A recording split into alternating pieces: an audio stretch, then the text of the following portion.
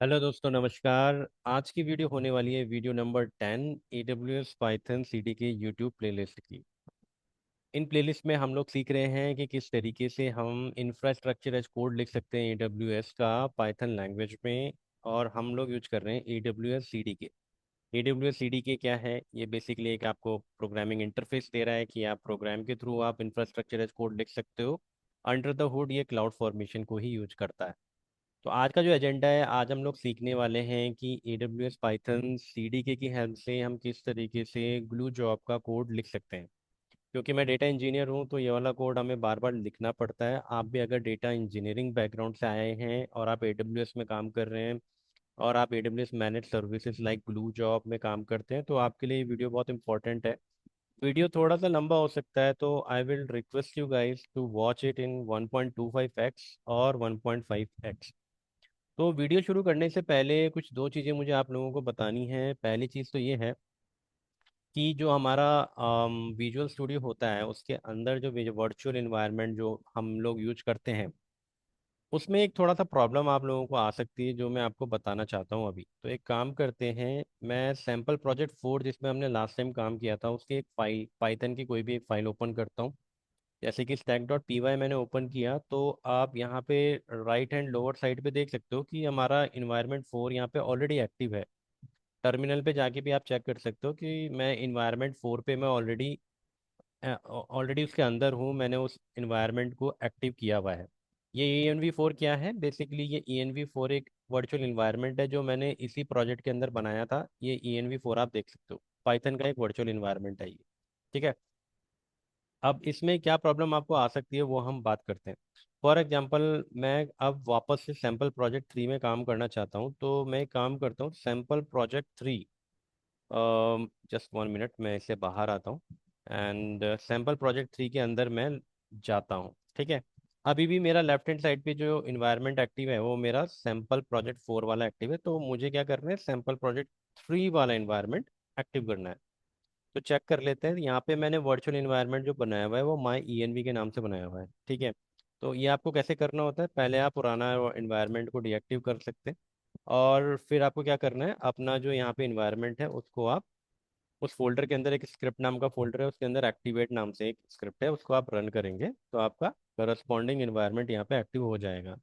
अब यहाँ पे आप चीज अभी नोटिस करना कि इवन दो टर्मिनल में हम लोग माई इन्वायरमेंट के अंदर हैं लेकिन अभी IDE जो हमारा यूज कर रहे हैं हम लोग VS कोड, यहाँ पे ये अभी भी मुझे ENV4, यानी कि यहाँ पे अभी भी मुझे, आप होवर देखो, मैं होवर कर रहा हूँ तो पाथ दिखा रहा है आपको। सैम्पल प्रोजेक्ट 4 का ये वर्चुअल इन्वायरमेंट इसने ले रखा है। अब इससे दिक्कत आपको क्या हो सकती है उसके बारे में हम बात कर लेते हैं। ठीक है। क्योंकि हम ये सारे के सारे फोल्डर हमारे CDK के ही हैं तो वैसे आपको दिक्कत पता नहीं चलेगी, लेकिन एक्चुअल में ये होना नहीं चाहिए ऐसा। मैं आपको अब एक्चुअल प्रॉब्लम यहाँ पे दिखाता हूँ। ठीक है। तो अगर मैं सैम्पल प्रोजेक्ट 3 में काम कर रहा हूँ, क्योंकि टर्मिनल में मैं कहाँ पर हूँ, सैम्पल प्रोजेक्ट 3 में हूँ। ठीक है। यहाँ पे अगर अब मैं कोई फाइल खोलता हूँ, लेट से मैंने यहाँ पे भी stack.py खोला और पुराना वाला जो 4 वाला उसे मैं क्लोज कर रहा हूँ। stack.py में गए और हमारी हैबिट ये होती है कि हम कई बार देखना चाहते हैं कि जिस मॉड्यूल को हम यूज कर रहे हैं, फॉर एग्जांपल AWS CDK, इसका कोड कहाँ पर है, इसका रेफरेंस ये कहाँ से ले रहा है। फॉर एग्जांपल मतलब हमें कुछ चीज़ें अगर चेक करनी है, क्लास भी अगर हमने बनाई है तो उस क्लास को भी हम चेक करना चाहते हैं, जैसे बकेट का रेफरेंस है, इसका कोड कहाँ पे रखा हुआ है ना। तो उसके लिए हम लोग क्या करते हैं, सबसे पहली बात तो आपका जो एक्सटेंशन होता है वहाँ पे हम पाइथन का एक्सटेंशन इंस्टॉल करके रखते हैं, है ना। ये पाइथन का जो एक्सटेंशन है माइक्रोसॉफ्ट का। उसके बाद विजुअल स्टूडियो में हमें क्या फंक्शनैलिटी मिलती है कि आप कंट्रोल प्रेस करो और जिसका भी कोड रेफरेंस आपको देखना है उस पर माउस ओवर करो तो आपको एक हाइपरलिंक ऐसा सा मिल जाता है। मैंने अभी कंट्रोल प्रेस करके रखा हुआ है। और अब अगर मुझे इस मॉड्यूल के अंदर जाना है, देखिए ये मॉड्यूल है तो मैं क्लिक करूंगा। अब ये मुझे देखो, ये उसके डेफिनेशन पे बेसिकली ले गया है AWS CD के मॉड्यूल के अंदर, इसने जो उसका कंस्ट्रक्टर का जो भी कोड है उस पर ये मुझे लेकर आ चुका है। अच्छा ठीक है। तो अगर, लेकिन आप इसका पाथ नोटिस करोगे तो ये पाथ कौन सा है, ये पाथ है सैम्पल प्रोजेक्ट 4 का, जबकि मैं काम किस में कर रहा हूँ, सैम्पल प्रोजेक्ट 3 में। इसका मतलब कि जो भी मैं यहाँ पे रन कर रहा हूँ चीज़ें, अब रन करूंगा मान लो, तो वो जो लाइब्रेरीज उठाएगा वो लाइब्रेरीज उठाएगा सैम्पल प्रोजेक्ट 4 के वर्चुअल इन्वायरमेंट की, जो कि मुझे नहीं चाहिए क्योंकि मैं तो काम कर रहा हूँ सैम्पल प्रोजेक्ट 3 में, राइट। तो इस चीज़ को कैसे फिक्स करेंगे हम लोग, वो हम बात कर लेते हैं। तो आपको करना क्या पड़ेगा, बेसिकली आपको इस पर क्लिक करना पड़ेगा और अपना इंटरप्रेटर का जो पाथ है वो करेक्ट पाथ वो आपको देना पड़ेगा। वो हम कैसे करेंगे, सैम्पल प्रोजेक्ट 3 में जाओ, माई इन्वायरमेंट जो आपको वर्चुअल इन्वायरमेंट है उसमें जाओ। इसके अंदर अगर अगर आप स्क्रिप्ट में जाओगे तो यहाँ पे पाइथन आपको EXE फाइल मिलेगी, इसको राइट क्लिक करके इसका पाथ आप कॉपी कर लो। अब आप यहाँ पे दोबारा से जाओ, राइट हैंड साइड लोअर पे इस पे क्लिक करो और यहाँ पे एंटर इंटरप्रेटर पाथ पे आप लिख के एंटर प्रेस कर दो बस। ठीक है, जैसे ही आप करोगे तो आप यहाँ पे देख लेना, अब आपका जो ये इन्वायरमेंट है सैम्पल प्रोजेक्ट 3 का वो यहाँ पे एक्टिव हो चुका है। अब अगर मैं इसके ऊपर माउस ओवर करके क्लिक करूंगा तो देखना आपकी बार जो इसने मुझे फाइल दिखाई है वो सैम्पल प्रोजेक्ट 3 की दिखाई है। बस मुझे आपको इतना दिखाना था, ये थोड़ा सा ज्ञान ज़्यादा हो गया लेकिन ये आपको पता होना जरूरी है, ठीक है, अगर आप डेवलपमेंट वर्क कर रहे हो तो। दूसरी बात, अब हम एक काम करते हैं, अभी तक हम जो भी स्टैक डिस्ट्रॉय कर रहे थे वो CDK से कर रहे थे, एक बार कंसोल से भी कर लेते हैं। और ये मैं इसलिए कर रहा हूँ क्योंकि मैंने आपको कुछ डेमोज दिखाने के लिए अपना कुछ कोड दूसरे रीजन में डिप्लॉय किया था। जनरली आपको एक ही रीजन में अपना सारा कोड रखना चाहिए ताकि आपको याद रहे कि आपने क्या क्या चीज़ें बनाई हैं, ठीक है। तो मैं क्लाउड फॉर्मेशन में जाता हूँ सर्विस में, और यूजुअली मैं मुंबई रीजन को ही यूज करता हूँ, लेकिन कुछ वीडियोस के लिए मैंने हैदराबाद रीजन चूज किया हुआ था। तो मैं हैदराबाद पे जाता हूँ और यहाँ से अपने स्टैक अगर कोई होंगे तो उन्हें डिलीट कर देता हूँ। तो यहाँ से कैसे डिलीट करना है, आपको क्लिक करना है और डिलीट जो यहाँ पे आपको दिख रहा है बटन, इस पर क्लिक करना है, ठीक है। तो ये वाला मेरा जो है स्टैक डिलीट इन प्रोग्रेस पे आ चुका है, दूसरे वाले को भी मैं डिलीट कर देता हूँ। ओके। तो ये मेरे जो भी पुराने प्रोजेक्ट के जो स्टैक थे वो इस वाले लोकेशन पे क्यों डिप्लॉय हो रहे थे, वो इसलिए डिप्लॉय हो रहे थे क्योंकि ये मैंने पहले भी दिखाया हुआ है आपको, मैं दोबारा एक बार दिखाना चाहता हूँ। सी ड्राइव में अगर जाओगे, यूजर्स में जाओगे, तो जब आपने CLI कॉन्फ़िगर किया होगा, वो आपके क्या है, यूजर के पाथ पे कॉन्फ़िगर होता है और .aws करके एक फोल्डर होता है, हिडन फोल्डर, वहाँ पे कॉन्फ़िग और क्रेडेंशियल, क्रेडेंशियल में आपकी जो कीज होती है वो डिफाइन होती है, कॉन्फ़िग में आपका बेसिकली एरिया डिफाइन होता है किस रीजन में आप अपना काम करना चाहते हैं, या फिर अगर आप CDK यूज कर रहे हैं तो किस रीजन में आप डिप्लॉय करना चाहते हैं चीज़ों को। तो यहाँ पे मैंने AP South 2 रखा हुआ था। AP South 2 क्या है, हैदराबाद को बिलोंग करता है, तो इसलिए मेरे जो स्टैक है वो हैदराबाद में डिप्लॉय हो रहे थे। लेकिन अब मैंने दोबारा से इसको AP South 1 कर दिया है और सेव कर लिया है मैंने इसको ऑलरेडी, तो यानी कि अब आज से जो भी मैं स्टैक अपने डिप्लॉय करूंगा वो AP South 1 में जाके डिप्लॉय होंगे, ठीक है। तो मैं ये मैं दोबारा से रिफ्रेश कर लेता हूँ, तो यहाँ पे देखो अब कोई भी स्टैक नहीं है, तो अब मैं वापस से अपने जो मेरा मेन रीजन रहता है हमेशा AP South 1 उस पर चला जाता हूँ। ठीक है, अब हम एक काम करते हैं, अपना एजेंडा शुरू करते हैं कि अब हमें ग्लू जॉब बनानी है। तो मैं एक काम करता हूँ और सैम्पल 4 में से इस सैम्पल इस प्रोजेक्ट को बेसिकली मैं कॉपी कर रहा हूँ, सैम्पल प्रोजेक्ट 4 को, और इस पेन पे मैं राइट क्लिक करके पेस्ट करता हूँ ताकि इसी बात पे ये कॉपी हो जाए, ठीक है। यहाँ पे ये थोड़ा टाइम ले रहा है क्योंकि ये इन्वायरमेंट 4 को भी इसने पूरा कॉपी करना शुरू करा है। मैं इसको डिलीट करने का ट्राई करता हूँ अगर ये हो रहा है तो। डिलीट और मूव, ठीक है, ये हो गया है यहाँ से। और इसको मैं यहाँ पे रीनेम कर देता हूँ, हम बनाएंगे सैम्पल प्रोजेक्ट 5, ठीक है। इसके अंदर सारी फाइलें कॉपी हो गई हैं, शायद नहीं हुई हैं तो कोई बात नहीं, किसी कारण से नहीं भी होंगी। ये वाली फाइल तो मुझे चाहिए थी, तो ये वाली फाइल मैं ले लेता हूँ। ठीक है, तो मैंने क्या किया है, stack.py यहाँ से कॉपी कर लिया है। अब हमें क्या चाहिए होता है, हमें एक चाहिए होती है स्टैक वाली फाइल जिसमें हम क्लास डिफाइन करते हैं और उसमें अपने ऑब्जेक्ट बताते हैं क्या क्या डिप्लॉय करना है, और एक बार वो क्लास बन जाती है तो हम ऐप.py में जाके उस क्लास का एक इंस्टेंस क्रिएट करते हैं। CDK.json में हम लोग बताते हैं कि हमें जो जब भी CDK की कमांड चलेगी तो कहाँ से चलेगी। बेसिकली ऐप.py ट्रिगर होता है जब भी आप CDK डिप्लॉय रन करते हैं। ऐप.py अपने आप में एक पाइथन फाइल है, तो हम बताते हैं कि जब भी आप CDK डिप्लॉय रन करोगे तो आपको ये वाली फाइल रन करनी होती है। CDK out इसने पुराना कॉपी कर लिया, मैं इसको डिलीट कर देता हूँ, और अब ये हमारा पूरा प्रोजेक्ट जो है अच्छे से बन चुका है। कुछ छोटी मोटी चीज़ें हैं जो अब हमें हटानी है यहाँ पे और ठीक भी करनी होगी। काम शुरू करते हैं अपना stack.py से।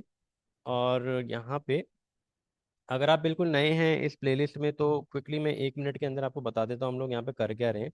हम लोग यहाँ पे अपना CDK स्टैक जो है वो डिफाइन कर रहे हैं पाइथन लैंग्वेज में, और उसके लिए हमें क्या करना पड़ता है। अच्छा, यहाँ पे रिक्वायरमेंट और TXT भी कॉपी नहीं हुआ है, तो शायद बीच में मैंने कुछ डिलीट गया था ना, तो उस ऑपरेशन की वजह से ये चीज़ें जो है हो नहीं पाई। ठीक है, हम लोग क्या करते हैं कि जब भी हमें अपना कोड लिखना होता है तो requirement.txt एक ऐसी फाइल होती है जिसके थ्रू हम अपना वर्चुअल इन्वायरमेंट क्रिएट कर पाते हैं। और AWS CDK आपको चलाने के लिए आपको ये दो लाइब्रेरी जरूरी चाहिए चाहिए, ठीक है। जो कि आपको AWS CDK से रिलेटेड कोड आपको दे देती है। टाइप गार्ड मैंने इसलिए लिखा था क्योंकि मुझे कुछ वार्निंग आ रही थी इसके अपग्रेडेड वर्जन से रिलेटेड, आप चाहें तो आप इसको इग्नोर कर सकते हैं। ठीक है। और app.py नहीं, stack.py में हम लोग क्या करते हैं, हम लोग अपना एक क्लास बनाते हैं, क्लास के अंदर हम कुछ ऑब्जेक्ट क्रिएट करते हैं AWS से रिलेटेड। और जब हमें कोड लिखना होता है तो हमें क्या करना पड़ता है, AWS CD के जो मॉड्यूल है उससे हमें क्लास जो है वो इंपोर्ट करनी पड़ती है, स्टैक क्लास, जो कि पेरेंट क्लास है सारे स्टैक्स की। इसीलिए आप जो भी क्लास आप बनाओगे ना, आप देखना कि वो इनहेरिट करती है स्टैक क्लास को। ठीक है। और उसके अलावा अगर आपको किसी भी सर्विस पे काम करना है तो आपको सर्विस से रिलेटेड मॉड्यूल यहाँ पे इंपोर्ट कराना होता है। जनरली वो नाम जो है AWS_ करके शुरू होता है। अगर S3 होगा तो AWS_S3 आपको ना इंपोर्ट करना पड़ेगा। IAM है तो आपको AWS_IAM करके इंपोर्ट करना पड़ेगा। एज IAM क्या है, एक एलियास है बस। ठीक है। चलो अब शुरू करते हैं। सॉरी अगर आप बिल्कुल नए हैं तो मैं एकदम आपको स्टार्टिंग से नहीं बता पाऊंगा, बट फिर भी मैंने एक क्विक रिकैप दे दिया है सबको जो पिछली फॉलो वीडियोस को फॉलो करते आ रहे हैं। ठीक है। तो सैम्पल प्रोजेक्ट 5 है मेरा, तो इसको मैं एक नाम दे देता हूँ अकॉर्डिंगली। सैम्पल प्रोजेक्ट 5 मैंने इसको दे दिया है। और और इसमें क्या करना है हमको, ग्लू जॉब रोल। हाँ, हमको एक रोल तो चाहिए, इसमें दो रोल क्रिएट हो रहे हैं, मुझे एक ही चाहिए। ठीक है, मुझे ज़्यादा से मुझे मतलब नहीं है। और सिंपल सा इसको हम दे देते हैं नाम। इसको मैं 1 दूंगा, क्योंकि 1 हटा दूंगा बेसिकली, क्योंकि 1 ऑलरेडी शायद क्रिएटेड है मेरे AWS में। ओके। तो एक चीज और करते हैं। जब भी मुझे कोई किसी भी नई चीज का CD के कोड लिखना होता है ना, तो पहले मैं उसको AWS में क्रिएट करके देख लेता हूँ कि इसको क्रिएट करने टाइम पे मुझे क्या क्या चीज़ें चाहिए होंगी। तो एक काम करते हैं ना कि जब अगर मुझे ग्लू जॉब बनानी है तो मैं एक बार ग्लू जॉब कंसोल में बना के देख लेता हूँ, ताकि मेरा एक क्विक लर्निंग हो जाए। तो आपको क्या करना होता है, आप ग्लू सर्विस के अंदर जाते हैं, ETL जॉब के अंदर आप जाते हैं, उसके अंदर आप क्या करते हैं, स्क्रिप्ट एडिटर पे आप क्लिक करो। ठीक है। यहाँ पे आपको ऑप्शन देता है कि आपको स्पार्क जॉब बनानी है, पाइथन शेल जॉब बनानी है। मैं पाइथन शेल जॉब बनाऊंगा। ऑप्शन इसके बाद आपको स्क्रिप्ट अपडेट करने का भी ऑप्शन देता है। ये भी देता है कि आप स्टार्ट फ्रेश, मतलब आप खुद से टाइप करना चाहते हो तो आप टाइप कर लो। मैं खुद से टाइप करूंगा और क्रिएट स्क्रिप्ट पे जाऊंगा। इंपोर्ट सिस लिख के यहाँ पे बस प्रिंट करूंगा हेलो फ्रॉम कंसोल, क्योंकि हमारा केवल डेमो है इसलिए मैं ज़्यादा इसमें लिख नहीं रहा हूँ। और यहाँ पे मैं लिख देता हूँ CD के डेमो 1 और CD के डेमो कंसोल, क्योंकि कंसोल से मैं क्रिएट कर रहा हूँ। So let me remove CDK because this is ambiguous, right. मैं कंसोल से क्रिएट कर रहा हूँ, CDK से नहीं कर रहा हूँ। तो डेमो कंसोल इसको लिखा मैंने। और आप इसको सेव करने का ट्राई कर सकते हैं, बट ये अभी करने नहीं देगा। तो जॉब डिटेल में आपको जाना पड़ेगा, यानी कि कुछ रेड सिंबल दिखा रहा है यहाँ पे। तो बेसिकली आपको बोल रहा है कि भाई एक IAM रोल तो स्पेसिफाई करते मेरे भाई, तो उसके बिना तो तुम रोल जॉब क्रिएट कर ही नहीं सकते हो। तो अगर आप इस पे क्लिक करोगे तो कुछ रोल ऑलरेडी क्रिएटेड हैं ग्लू सर्विस से रिलेटेड। ठीक है, लेकिन हम एक काम करते हैं, मैं already existing IAM role use ना करके मैं खुद से एक IAM रोल क्रिएट करूंगा। ठीक है, फटाफट करेंगे इस काम को। ओके, तो मैं गया IAM रोल पे गया और यहाँ पे किया क्रिएट रोल पे। और AWS service, yes AWS service से रिलेटेड ही मुझे बनाना है। यूज केस क्या है, मेरी कौन सी सर्विस के लिए बना रहा हूँ, मैं ग्लू के लिए बना रहा हूँ। उसको मैंने सेलेक्ट किया, नेक्स्ट किया। परमिशन पॉलिसी पॉलिसी दो या ना दो कोई फर्क नहीं पड़ता है, लेकिन मतलब क्योंकि रोल बनाने टाइम पे आपको मैंडेटरी नहीं है बेसिकली, लेकिन बिना परमिशन के रोल बनाना कुछ उसी तरीके से है कि आप स्कूल बैग लेके तो जा रहे हो लेकिन उसमें ना कॉपी है ना किताबें हैं। तो राइट, तो IAM रोल तब तक किसी काम का नहीं जब तक उस पर पॉलिसी अटैच नहीं है। तो एक काम करते हैं, हम ग्लू सर्विस से रिलेटेड जो एक पॉलिसी होती है AWS मैनेज, हम उसको यूज कर लेते हैं। ठीक है, किया मैंने, नेक्स्ट किया। और अब IAM रोल का नाम दे देता हूँ मैं डेमो। इसको लिख देते हैं डेमो ग्लू। और आज क्या तारीख है, आज है 26 अप्रैल, तो मैं ऐसा नाम दे देता हूँ कुछ।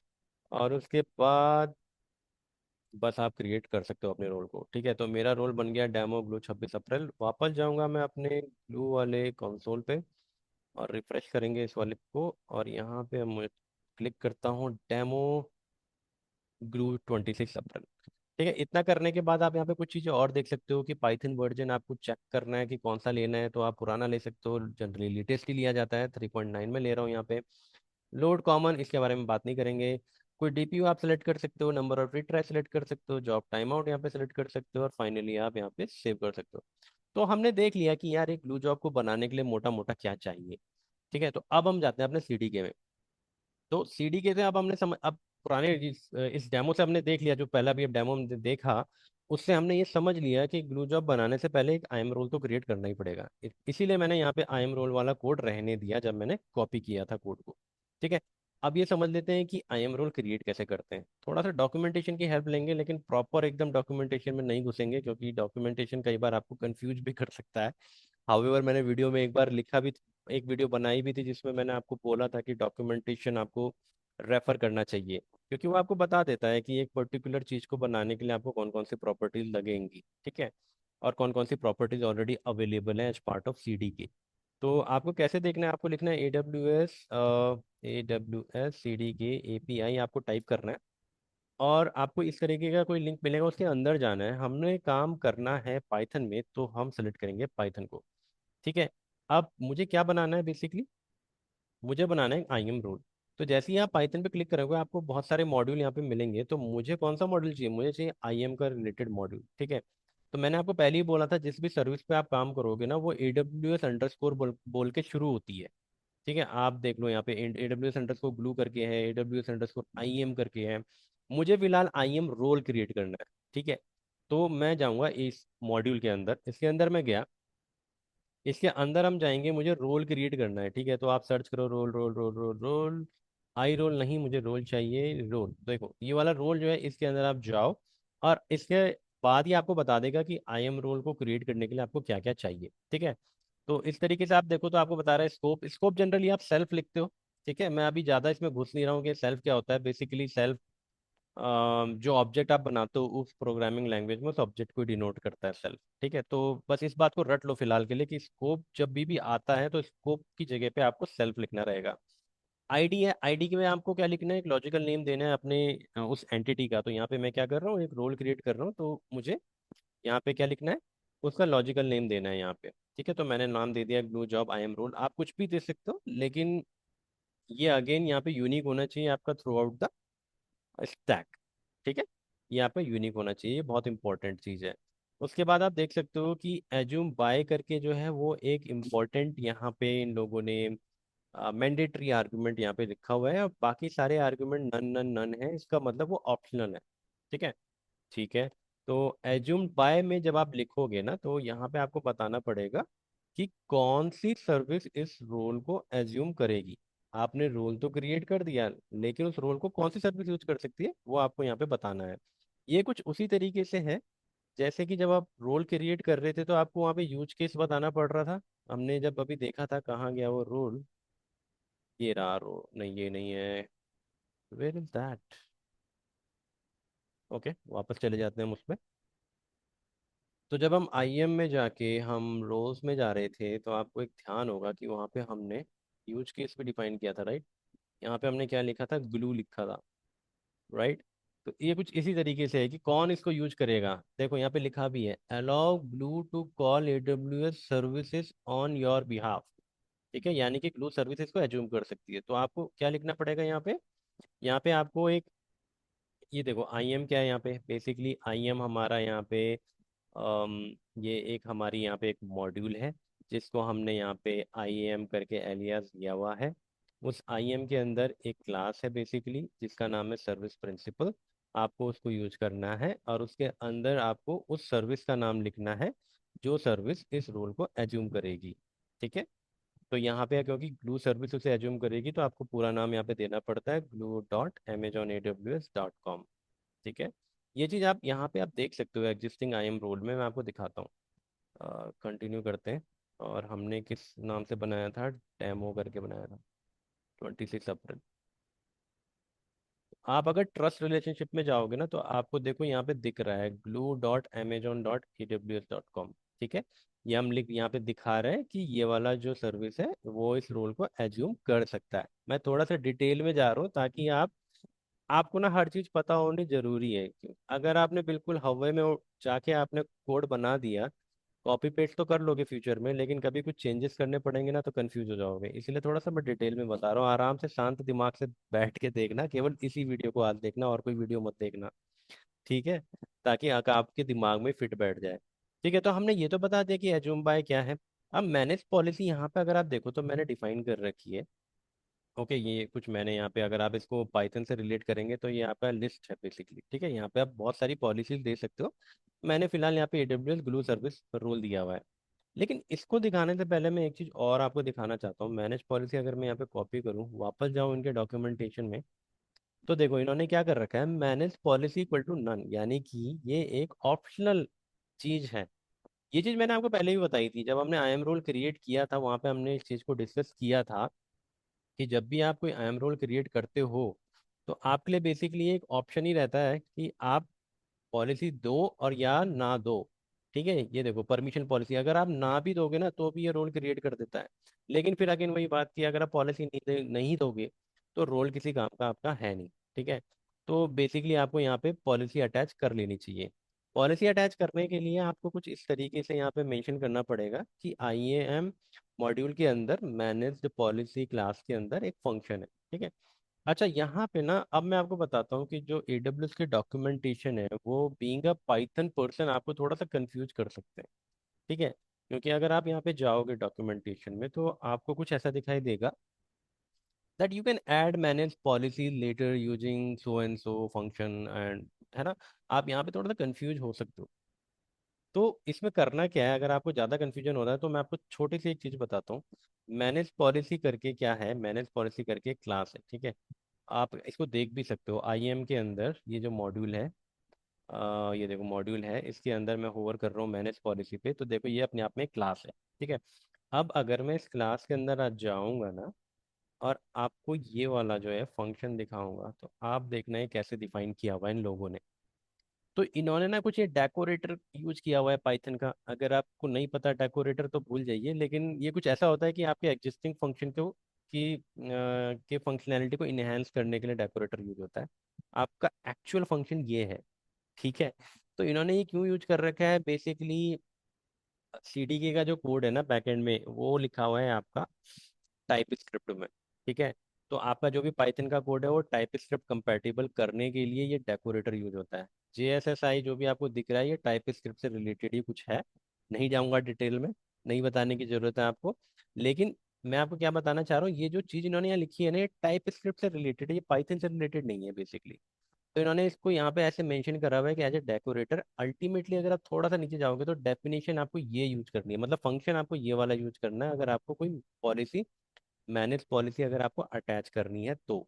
ठीक है, तो वापस से अपने कोड पे जाता हूँ, और हम लोग यहाँ पर थे, राइट। ठीक है, तो आपको क्या लिखना है, आपको लिखना है अपना मॉड्यूल का नाम, फिर वो क्लास का नाम, उसके फंक्शन को आप यूज करोगे, आप इस तरीके से यहाँ पे पॉलिसी अटैच कर दोगे। अगर आपको कोई और पॉलिसी अटैच करनी है तो कॉमा लिखो, कॉपी करके पेस्ट कर दो ऊपर वाला कोड, और यहाँ पे जाके आप अपनी दूसरी परमिशन जो है उसको आप यहाँ पे लिख सकते हो। ठीक है ना। हमारे केस में हमने AWS ग्लू रोल लिखा हुआ है, आपको याद होगा जब मैंने अपना IAM रोल क्रिएट किया था, अगर मैं दोबारा से रोल पे जाता हूँ, और हमने डेमो 26 अप्रैल करके बनाया था, उसके अंदर जो पॉलिसी थी AWS glue service role policy use करी थी। ठीक है, अब AWS के अंदर आपके पास दो तीन तरीके की पॉलिसीज होती हैं, अगर आप देखो पॉलिसीज में अगर आप जाओ, एक होती है कस्टमर मैनेज, एक होती है AWS मैनेज। इन्हीं दोनों पे ध्यान रखो, आप इस तीसरे पे भूल जाओ अभी आप।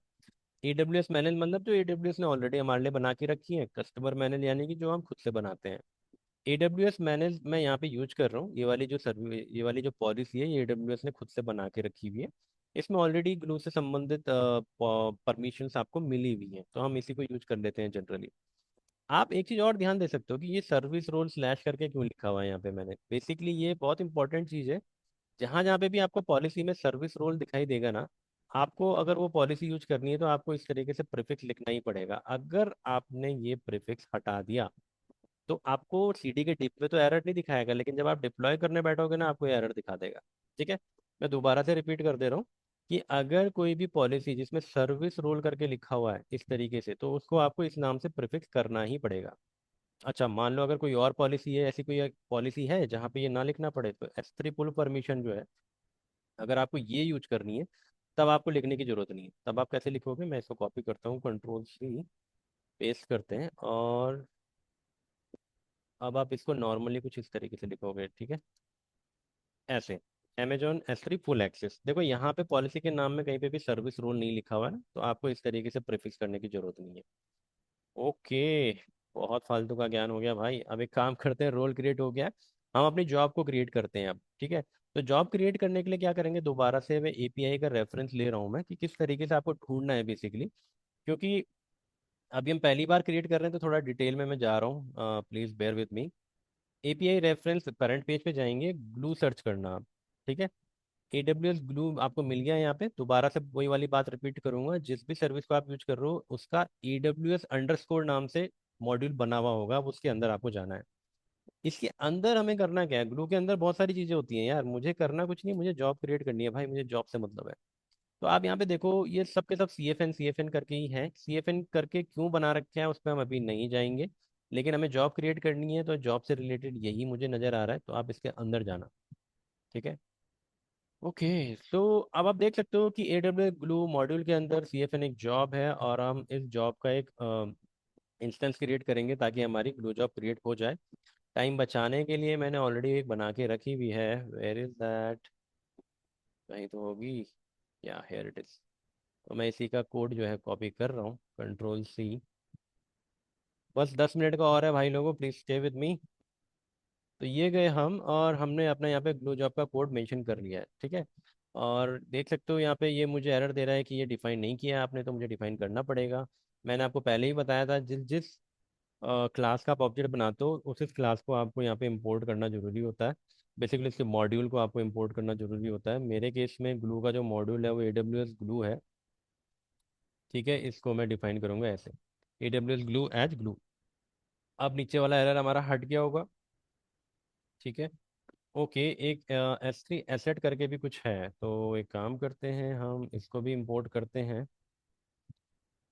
AWS S3 asset as S3 asset, ये क्या है अभी मैं इस पे बात करता हूँ। ठीक है, आएंगे अभी इस पे दोबारा से। पहले हम ग्लू जॉब पे चले जाते हैं। तो जब अब ग्लू जॉब डिफाइन करनी है हमें, तो कैसे करनी है, हमने अभी वो मॉड्यूल को कॉपी सॉरी इंपोर्ट किया था, और हमने यहाँ पे भी देखा था कि AWS ग्लू के अंदर CFN जॉब करके हमें क्लास है, उसका ऑब्जेक्ट क्रिएट करना है। तो ऐसे ही हमने CFN जॉब लिखा हुआ है, उसका अब हम यहाँ पे ऑब्जेक्ट क्रिएट कर रहे हैं। और पहला वर्ड जो स्कोप होता है सब में, ये दोनों तो कॉमन ही होते हैं ना, स्कोप और आईडी। तो स्कोप की जगह पे हमने सेल्फ लिखा हुआ है, आईडी की जगह पे हमने एक उसको लॉजिकल नेम दे दिया है। अगेन वो लॉजिकल नेम यूनिक होना चाहिए through out the stack. What does that mean? That mean is if I am creating another glue job inside the same stack, तो ये आपको चेंज करना पड़ेगा, यहाँ पे 1 2 3 या कुछ और आपको डालना ही पड़ेगा, अदरवाइज आपका CD के डिप्लॉय फेल हो जाएगा। ओके, ये भी हो गया। अब उसके बाद हम देखते हैं कि इसमें से मैंडेटरी आर्गुमेंट पे पहले नजर दौड़ाएंगे। ठीक है, मैंडेटरी आर्गुमेंट हमको दिख रहा है कमांड, और एक दिख रहा है रोल।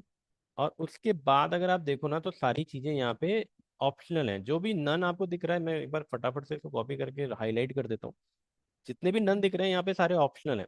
ठीक है, अब यहाँ पे ना मुझे एक चीज से इनको थोड़ा सा मुझे प्रॉब्लम है, AWS वालों से, कि यार कम से कम नेम वाला जो आर्गुमेंट होता है उसको तो कम से कम ऑप्शनल मत रखो यार।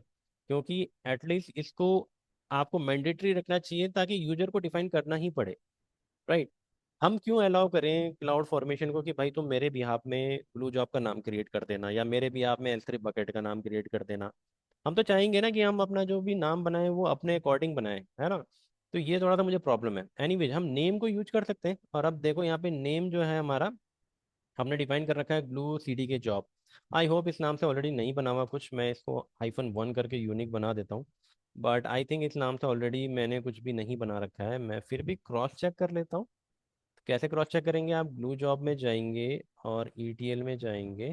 यहाँ पे आपको सारी जॉब मिल गई हैं। ठीक है, मैं चेक कर रहा हूँ एशिया पैसिफिक मुंबई रीजन में। क्यों चेक कर रहा हूँ, क्योंकि मेरी जो कॉन्फ़िग वाली फाइल थी, कहाँ है ये, उसमें भी मैंने यही वाला रीजन मेंशन कर रखा है। इसका मतलब जो स्टैक में चीज़ें डिप्लॉय होंगी वो इसी वाले रीजन में होंगी।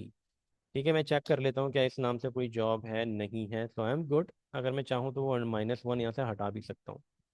Late me remove it. उसके बाद अब एक बार वापस चलते हैं, और role, right, role I think mandatory argument है। एक बार क्रॉस चेक कर लेते हैं, रोल कहाँ गया अपना, ये रहा रोल। रोल एक मैंडेटरी आर्गुमेंट है। और इसमें ना एक चीज और है, रोल जब हम डाल रहे हैं तो कैसे डालेंगे। ठीक है, तो ये भी सीख लेते हैं, रेफरेंस कैसे करते हैं हम ऊपर बनाई हुई चीजों को। तो मैंने यहाँ पे देखो, जब IAM रोल क्रिएट किया था तो उस ऑब्जेक्ट को नाम दिया था ग्लू जॉब रोल। इसका मतलब अब मुझे कहीं पे भी ये वाला रोल अगर यूज करना होगा अपने प्रोग्राम में नीचे, तो मुझे अब इस ऑब्जेक्ट की जरूरत पड़ेगी, ग्लू जॉब रोल की। तो देखो मैंने कैसे डिफाइन किया है, role glue job role dot role name. एक काम करता हूँ, मुझे कैसे पता चलेगा कि इस ऑब्जेक्ट के अंदर रोल अंडरस्कोर नेम करके कोई एट्रीब्यूट है? तो मैं यहाँ पे डॉट लिखूंगा और अपना जो विजुअल स्टूडियो का जो इंटेलिजेंस है उसका इस्तेमाल करेंगे। ये मुझे कुछ ऑप्शन दे रहा है, role ARN, role ID, role name. तो यहाँ पे अगर आप थोड़ा सा दिमाग लड़ाओ तो ये दोनों चीज़ें मुझे लग रही हैं कि या तो ARN आ सकता है या तो नेम आ सकता है। कैसे पता चलेगा? अब उसके लिए मैं डॉक्यूमेंटेशन पे जाऊँगा। ठीक है, तो डॉक्यूमेंटेशन पे जब आप जाओ और आप इसको सर्च करो फर्दर कि इसके डिस्क्रिप्शन में क्या लिखा हुआ है। डिस्क्रिप्शन में बता रहा है कि है तो स्ट्रिंग टाइप का, और यहाँ पे आप नाम लिख सकते हो या तो आप ARN लिख सकते हो अपने IM रोल का, या तो नाम या तो ARN। तो यानी कि अगर मैं यहाँ पे ARN भी लिखूंगा तो भी मेरा काम चल जाएगा। पहले यहाँ पे क्या लिखा हुआ था? रोल का नेम लिखा हुआ था। ठीक है, तो मैं अगर रोल अंडरस्कोर लिखूं, पहले मैंने यहाँ पे नेम लिखा होता, अब मैं ARN कर लेता हूँ। ठीक है, तो ARN से भी काम चल जाएगा, नेम से भी काम चल जाएगा।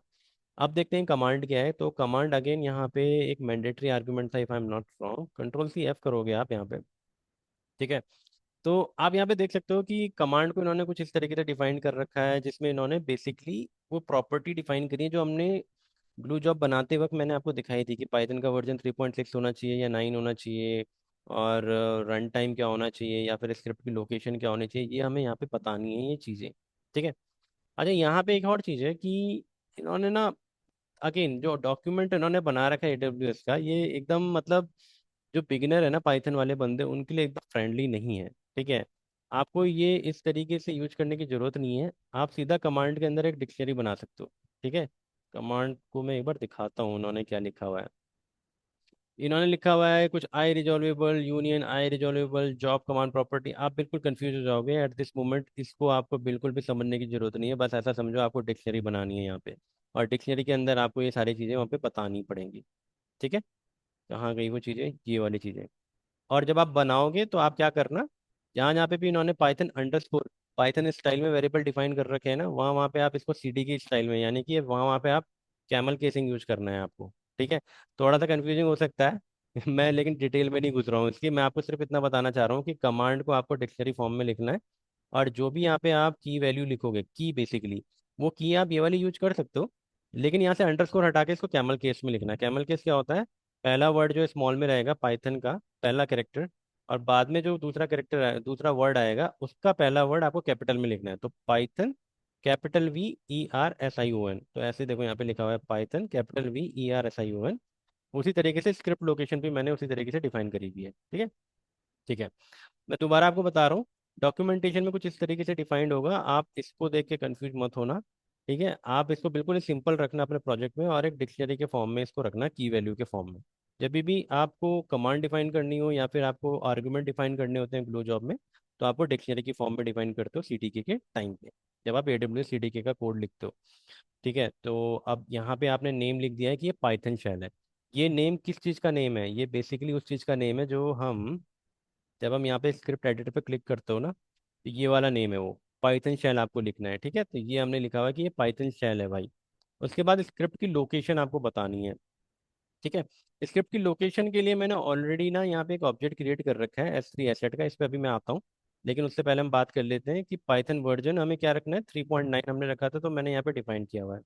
अब बात करते हैं कि मैक्स रीट्राई मतलब आपको कितना रखना है, टाइम आउट कितना रखना है। अब जो भी यहाँ पे वैल्यूज हैं फर्दर, ये उन्हीं की बात कर रहा है बेसिकली, कि आपको ये टाइम आउट क्या रखना है, वर्कर टाइप क्या रखना है, ये सब चीज़ें ये बात कर रहा है। मैंने ज़्यादा चीज़ें नहीं रखी है यहाँ पे, मैक्स रीट्राई और टाइम आउट ही रखा हुआ है यहाँ पे। ठीक है, ओके, वर्कर टाइप इसको बोलिए, कंफ्यूज मत होना भाई लोग, ये जब ग्लू स्पार्क जॉब बनाओगे तब आपको देना पड़ता है। हम लोग अभी बना रहे हैं नॉर्मल पाइथन शेल जॉब, तो उस समय आपको नहीं देने की जरूरत है। ठीक है, तो इसकी टेंशन मत लेना। अच्छा, ये बात कर लेते हैं ये स्क्रिप्ट लोकेशन करके क्या है। तो बेसिकली आपको याद होगा कि जब हमने अपनी जॉब बनाने का ट्राई किया था, let's say if I go to, हाँ ये नीचे है ना, आपको याद होगा कि इसने बोला था कि भाई या तो अपनी उसका पाथ दे दो आप, या तो आप अपनी कोड कोड को लिख दो बैठ के। अब भाई रन टाइम में मैं कहाँ से लिखूंगा, इसका मतलब मुझे पाथ देना पड़ेगा, तो मैं यहाँ पे पाथ दे देता हूँ। तो पाथ देने के लिए हमने क्या किया है, एक ऑब्जेक्ट डिफाइन किया है, और बेसिकली हम इस वाले ऑप्शन का यूज कर रहे हैं, अपलोड स्क्रिप्ट का। ठीक है, अपलोड स्क्रिप्ट मतलब मैंने अपनी स्क्रिप्ट को ऑलरेडी S3 पाथ पे रखा हुआ है और मैं यहाँ पे उसका रेफरेंस देने वाला हूँ। तो वही चीज़ हम यहाँ पे करेंगे। हम इस वाली क्लास का यहाँ पे इस्तेमाल करेंगे ताकि हमारा जो भी फाइल है बेसिकली वो अपलोड हो जाए आपके S3 लोकेशन पे। ठीक है, आप कुछ इस तरीके से इसको समझ सकते हैं। अगर आपको कन्फ्यूजन हो रहा है तो एक काम करते हैं, इसके अंदर जाते हैं। Assets are local file or directory which are needed by CDK app. A common example is a directory which contain the handler code for lambda function. ठीक है, हमारे केस में हम लैम्डा नहीं, हम ग्लू जॉब यूज कर रहे हैं। ठीक है ना। तो यहाँ पे 1 मिनट। हम्म। तो यहाँ पे हम क्या कर रहे हैं, हम अपने लोकल का पाथ दे रहे हैं, क्योंकि अभी तो मैं इस तरह से कनेक्टेड नहीं हूँ। मैं अपने लोकल का पाथ दे रहा हूँ कि भाई जब आपको वो स्क्रिप्ट उठानी है ना, तो आप मेरे लोकल से उठाना और इस वाले पाथ से उठाना बेसिकली। ठीक है। और इसका भी अगेन वही है कि आपको एक स्कोप देना पड़ेगा, सेल्फ लॉजिकल आईडी देनी पड़ेगी और पाथ डिफाइन करना पड़ेगा। तो पाथ मैंने डिफाइन कर रखा है SRC के अंदर ग्लू नाम से एक फोल्डर, उसके अंदर इस नाम से एक फाइल। तो मैं ये ना स्ट्रक्चर को क्रिएट कर लेता हूँ एक बार। तो मैं क्या अपने सैम्पल प्रोजेक्ट 5 के अंदर, इसके अंदर जब जाऊंगा तो मैं इसके अंदर एक फोल्डर क्रिएट कर लेता हूँ SRC के नाम से। उसके अंदर एक और फोल्डर फर्दर हम लोग क्रिएट करेंगे, वेयर इज दैट, ब्लू के नाम से। और इस ब्लू वाले फोल्डर के अंदर मैं बना रहा हूँ अपनी फाइल। ठीक है, तो वही वाला कोड लिख देते हैं, इम्पोर्ट सिस, और उसके बाद कुछ लिख देते हैं प्रिंट कि भैया hello from glue code dot P Y. Okay, तो ये मैंने बना दिया यहाँ पे एक फाइल। और दोबारा से स्टैक में चलते हैं। आई थिंक ये आपको समझ में आ चुका होगा। मैं इसको ये बता रहा हूँ कि जब आप इस ब्लू जॉब को क्रिएट करोगे तो आपको जो कोड उठाना है वो कहाँ से उठाना है। आपको इस वाले पास से उठाना है, मतलब मैंने जो अपना कोड लिखा हुआ है वो यहाँ पे लिखा हुआ है। ठीक है। मेरे ख्याल से सारी चीज़ें कवर अप हो गई हैं। नाउ इट्स टाइम कि हम अपना कोड जो है वो डिप्लॉय कर लें। लेकिन एक चीज़ और रहती है, मैंने अपनी क्लास का नाम दिया है सैम्पल प्रोजेक्ट 5 स्टैक। तो मुझे देखना चाहिए कि ऐप डॉट पी वाई में मैं इसी क्लास को इंपोर्ट कर रहा हूँ कि नहीं कर रहा हूँ। तो मैंने क्योंकि पुराना प्रोजेक्ट कॉपी किया था तो ये अभी भी 4 को रेफर कर रहा है। मैं यहाँ पे 5 लिखूंगा, यहाँ पे भी 5 लिखूंगा। और यहाँ पे फ्रॉम स्टैक S3 की जरूरत नहीं है मुझे, मैं इसे हटा रहा हूँ। इसके बाद अब हमें करना कुछ नहीं है। अब ये वाली जो एंट्री थी स्टैक 2 वो भी मैं यहाँ पे डिलीट कर रहा हूँ। ठीक है, क्योंकि मुझे इसकी ज़रूरत नहीं है। Stack project 5। Okay, I think we are good. और मैं यहाँ पे कंस्ट्रक्ट आईडी चेंज करूँगा बेसिकली, क्योंकि ये लॉजिकली सेम होना चाहिए ये भी, राइट। तभी सेंस बनेगा। सैम्पल प्रोजेक्ट 5 में हूँ तो मैं अपने स्टैक का नाम भी सैम्पल प्रोजेक्ट 5 ब्लू दे रहा हूँ। Okay, I think we are all set. अब हम करेंगे CD के, अच्छा मैं अभी सी सैम्पल प्रोजेक्ट 3 के अंडर में हूँ भाई। एक काम करते हैं, CD डॉट डॉट करते हैं, LS करते हैं, यहाँ पे हम करते हैं CD सैम्पल 5। और यहाँ पे मैंने कोई इन्वायरमेंट क्रिएट करके रखा है क्या? नहीं क्रिएट किया है यार, इस पर टाइम लगेगा। बट एनीवेज हम करेंगे क्रिएट।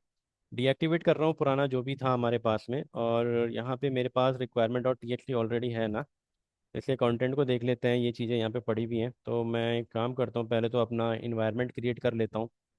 और environment create, virtual environment create करने के लिए आपको लिखना है Python then -m then VENV, और उसके बाद इन्वायरमेंट का नाम मैं दे देता हूँ ENV5। ठीक है, इन्वायरमेंट क्रिएट होने में अगेन अभी यहाँ पे 10 सेकंड लगेंगे। यहाँ पे फोल्डर क्रिएट हो चुका है, आप देख सकते हो।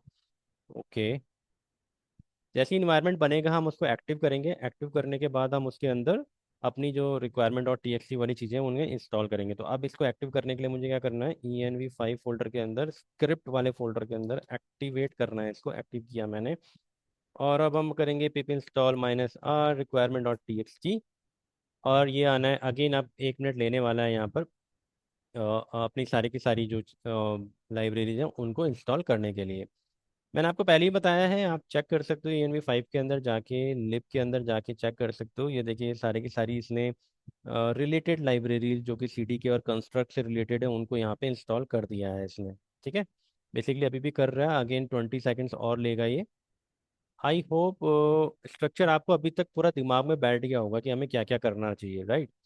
कोई भी अगर आप कोड लिखते हो तो जनरली एक एक बेस्ट प्रैक्टिस रहती है, इंडस्ट्री प्रैक्टिस, की हम SRC नाम से एक फोल्डर बनाते हैं, उसके अंदर हम अपना कोड को सेग्रीगेट करते हैं। ग्लू है तो ग्लू नाम से एक फोल्डर बना दो, उसके अंदर ग्लू की स्क्रिप्ट रखो। लैम्डा है तो लैम्डा नाम से फोल्डर बना दो, उसके अंदर लैम्डा की स्क्रिप्ट रखो। गिट इग्नोर बेसिकली हम इसलिए बनाते हैं ताकि जब मैं गिट में अगर मैं इसको अपलोड करूँगा तो क्या क्या चीज़ें हमें अपलोड नहीं करनी है। तो मेरे केस में मैं यहाँ पे ENV5 लिख देता हूँ, क्योंकि मेरे वर्चुअल इन्वायरमेंट का नाम अब ENV5 है। ओके, तो ये भी हो गया है। अब हमारा CD की हम रन कर सकते हैं सीडी की लिस्ट। एक बार रन करके देख रहा हूँ कि सब कुछ ठीक है कि नहीं। आई थिंक मुझे सीडी के डिफ यहाँ पर रन करना चाहिए था, ताकि मैं आपको दिखा दूँ कि क्या क्या डिप्लॉय करने वाला है। चलो एनीवेज, सीडी के लिस्ट में जनरली इसलिए भी प्रिंट कर देता हूँ क्योंकि ये भी मुझे सिंटैक्स इशू दिखा देता है अगर हमारे कोड में कोई है तो। सीडी के डिप भी दिखा देगा, सीडी के डिप्लॉय भी दिखा देगा वैसे तो।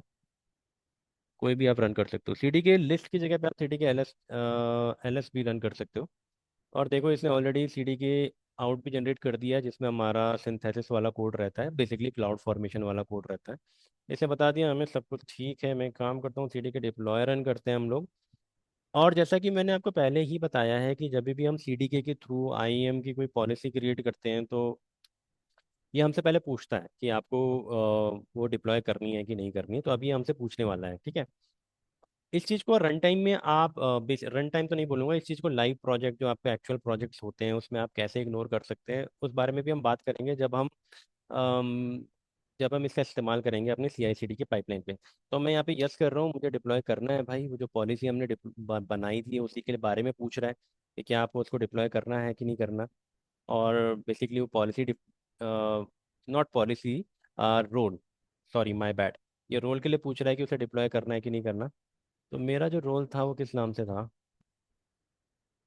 Glue job I A M role के नाम से मैंने रोल क्रिएट किया है। आई होप कि ये ना हो मेरे पास already, I just pray. Roll पे जाता हूँ और अच्छा ये नहीं है मेरे पास, which is good thing. Create complete, क्या क्रिएट किया है इसने भाई। अच्छा अभी तो मेटा डेटा की बात चल रही है। आई एम रोल शुरू हो चुका है, progress. I am glue job ये बना चुका है यहाँ पे। तो रोल भी क्रिएट कर चुका है, ओके।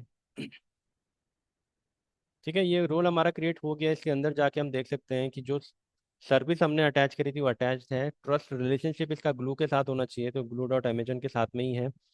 यहाँ पे हम जॉब में जाएंगे और अब हम सर्च करेंगे एटीएल जॉब के अंदर। हमारी जॉब का क्या नाम था, हमारी जॉब का नाम ग्लू सी डी के करके था, ठीक है। तो ग्लू सी डी के जॉब, इसमें जाऊंगा होम और इसको सर्च करेंगे हम लोग। रिफ्रेश कर लेते हैं एक बार, ठीक है। मैंने रिफ्रेश नहीं किया था तो ये पुराना ही रेफरेंस ले रहा था। अब ये आ चुका है यहाँ पे। आप जॉब डिटेल के अंदर, सॉरी स्क्रिप्ट के अंदर देख सकते हो, ये वही कोड है जो हमने लिखा हुआ था अपनी लोकल गिटहब रेपोजिटरी में। जॉब डिटेल के अंदर अगर आप देखो तो हम लोगों ने मैक्स रिट्राई 0 रखा है, टाइम आउट 3 रखा है। तो मैक्स रिट्राई 0 गया है, टाइम आउट 3 गया है। ओके, तो ये तो हमने नहीं दिया था डीपीयू 1/16, ये कैसे आया। ये इसलिए आया क्योंकि अगर आपने नहीं दिया है तो भाई वो डिफॉल्ट ले लेगा, बात खत्म है यहीं पे, ठीक है।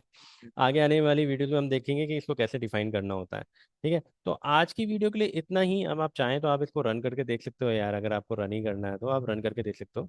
आज की वीडियो के लिए इतना ही। मैंने पता है बहुत ज़्यादा टाइम ले लिया, बहुत डिटेल में इस चीज़ को समझाने की कोशिश करी है। कहीं पे अगर आप कंफ्यूज हो गए हो अगर, तो आप अपना फीडबैक मुझे दे सकते हैं। मैं कोशिश करूंगा कि मैं ज़्यादा लेंथी वीडियो ना बनाऊं आगे से। Thank you, take care and मिलते हैं अपने नेक्स्ट वीडियो में।